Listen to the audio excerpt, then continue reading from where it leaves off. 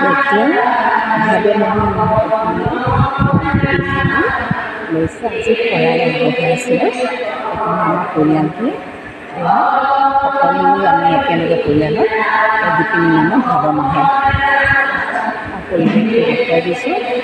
নামেৰে মুখৰিত এয়া নামঘৰ।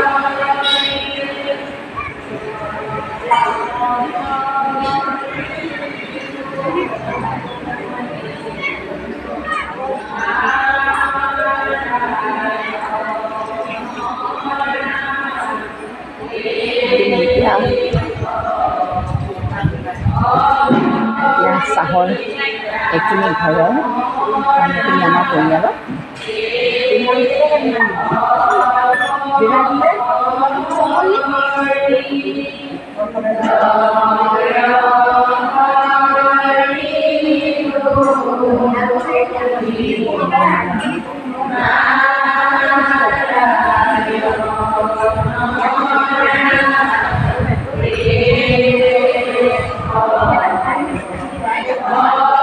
ভাদ মাহত এতিয়া অসমৰ প্ৰায় নামঘৰসমূহত পূৰা ভক্তৰ সমাৱেশ।